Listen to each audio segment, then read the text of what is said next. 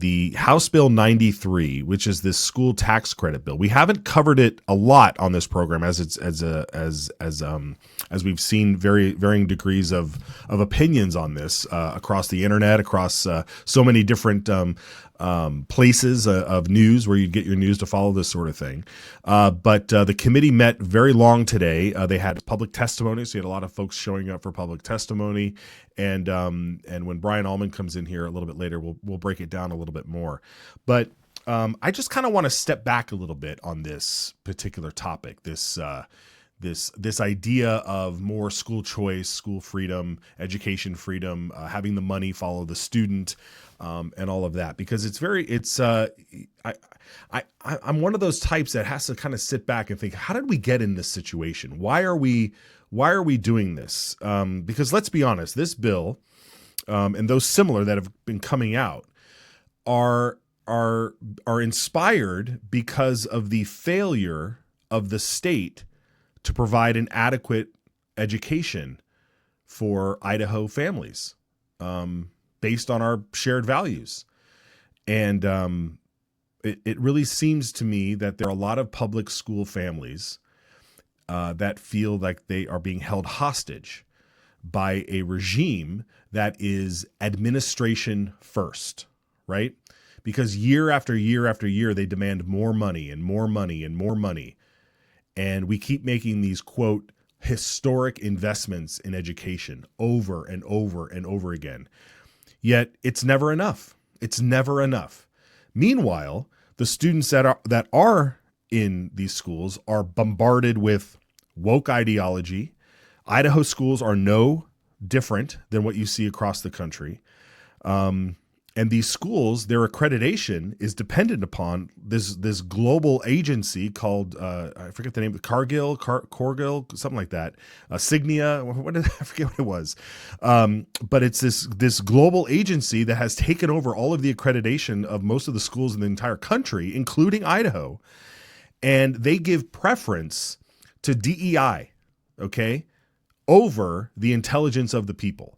And here in Idaho, that's our mandate. The mandate in the Constitution is to provide an education that gives us to provide an education to create intelligent people in order to preserve our republic. Okay, and so whatever's going on in the schools, that's not what's happening. That does not appear to be across the board what is happening in our public schools.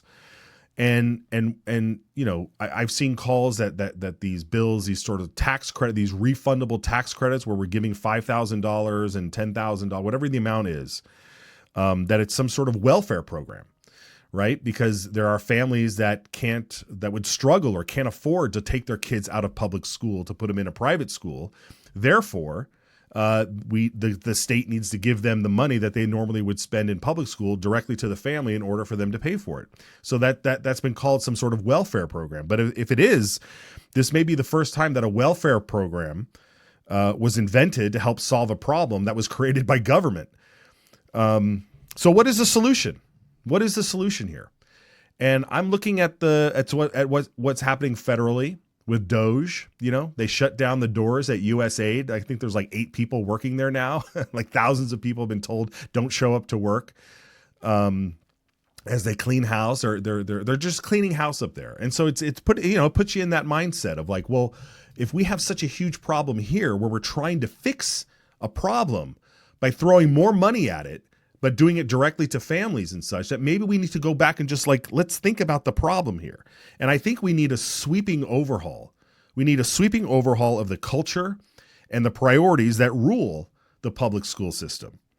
We need to cut the administrative state by at least 60% in education.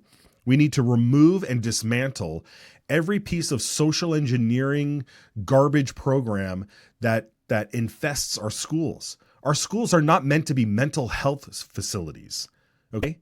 They're not meant to be suicide prevention centers, okay? They are not psych wards, and they certainly are not laboratories for mad scientists like Kinsey and Mengele and Fauci, right? Now, this all sounds hyperbolic. I get it. But in reality, when you start seeing all the anecdotal evidence pile up, you realize that the problem is the system itself. And so the reason these bills keep popping up is because the government is running a crappy program. I'm sorry.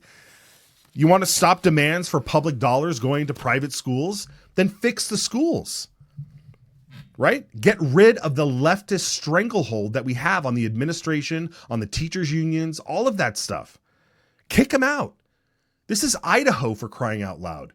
We don't need to put up with this here. This should not be hard. It's math. It's basic science. It's English. The arts. The arts are important. Athletics. Physical education. Like, these are the core things. These are the core things. Civics, right? These are the core things that create an intelligent people that helps preserve our republic. And so while you can come up with all these different bills of ways to get, and argue back and forth, it's going to take money from the system is broken. It's broken. And we need people with courage to run, go in there and say, this is what we're going to do. We are going to fix all of this. It all ends now. It all ends now. There are people that think this way that are sitting in those seats in the legislature.